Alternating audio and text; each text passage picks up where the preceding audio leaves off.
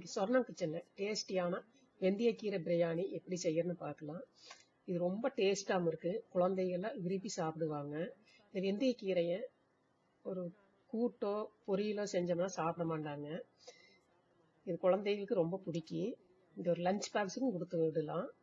இது வாங்க எப்படி செய்யறதுன்னு பார்க்கலாம். வெந்தயக்கீரை பிரியாணிக்கு வெந்தயக்கீரை ஒரு சின்ன கட்டை, இது ரெண்டு கட்டு வாங்கி அலாசி கிள்ளி வச்சுருக்கிறேன். இது வந்து காப்படி, இது ஒரு டம்ளர் அளவு.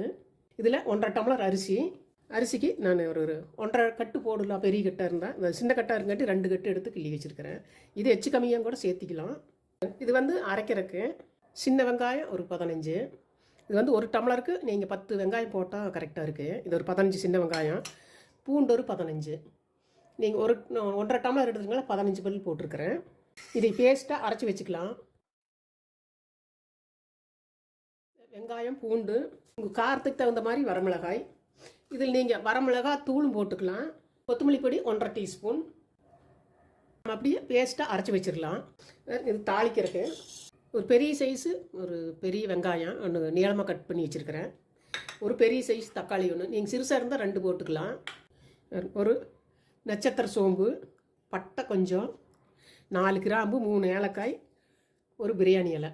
இது தாளிக்கிறதுக்கு. இது ஒரு டம்ளர் அரிசிக்கு ஒரு சின்ன மூடி அரைச்சா போதும். நான் 1 டம்ளர் பால் எடுத்து வச்சுருக்கிறேன். நாம் இதோட தண்ணியோட அளவு இதை சேர்த்து அளந்துக்கணும். ஒரு வானொலி அடுப்பில் வச்சுருக்கிறேன். ஃபஸ்ட்டு வெந்தயக்கீரையை நெய் ஊற்றி வதக்கிடலாம். ஒரு ஸ்பூன் நெய். ஃபஸ்ட் நெய்யில் இந்த வெந்தயக்கீரை வதக்கி வச்சிடலாம். ஃபஸ்ட்டு நெய்யில் வதக்கி வச்சுக்கணும். நல்லா வதங்கிடுது. பிரியாணி தாளிச்சிடலாம். அதுக்கு ஒரு குக்கரை அடுப்பில் வச்சுருக்கிறேன். தேங்காய் எண்ணெய் 2 டீஸ்பூன், நெய் 2 ஸ்பூன் போட்டுக்கலாம். நீங்கள் தேவையானாலும் இன்னும் அதிகமாக சேர்த்திக்கலாம். நெய் காஞ்சிடுது. தாளிக்கிற ஐட்டத்தெல்லாம் போட்டுடலாம். நட்சத்திர சோம்பு, ஏலக்காய், கிராம்பு, பட்டை.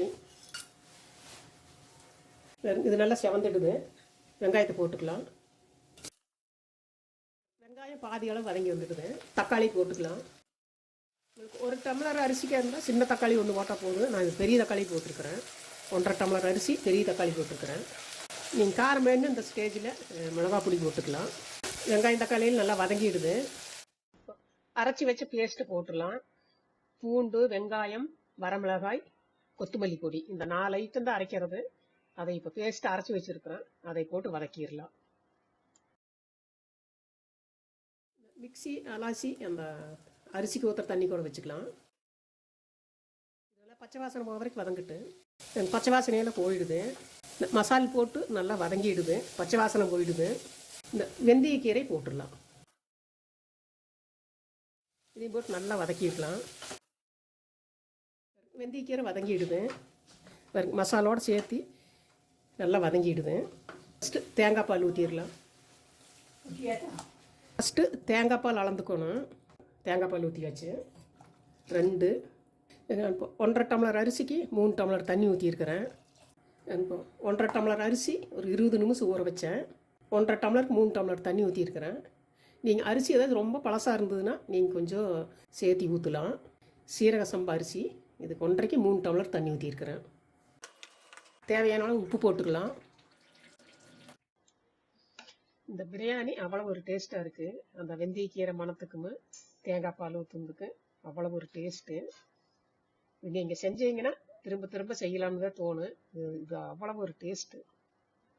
இது ஒரு லஞ்ச் பாக்ஸாக கூட செஞ்சு கொடுக்கலாம். இது நல்லா கொதி வருட்டு. நீங்கள் சாப்பாட்டு அரிசி வைக்கிறதா இருந்தால் தண்ணி அதுக்கு தகுந்த மாதிரி ஊற்றிக்கிங்க. இந்த ஸ்டேஜில் உப்பு பத்தலினா போட்டுக்கலாம். இப்போ நல்லா கொதி வருது. நான் மூடி போட்டுடலாம். வெயிட் போட்டுடலாம்.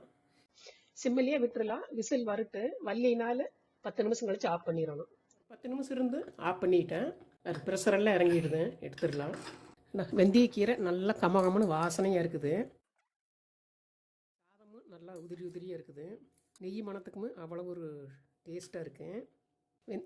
நல்லா கமகமன்னு வாசனையோட வெந்தயக்கீரை பிரியாணி ரெடி. இதே மெத்தேடில் நீங்களும் செஞ்சு பாருங்கள். வீடியோ பிடிச்சிருந்தால் லைக் பண்ணுங்கள், கமெண்ட்ஸில் என்னன்னு சொல்லுங்கள்.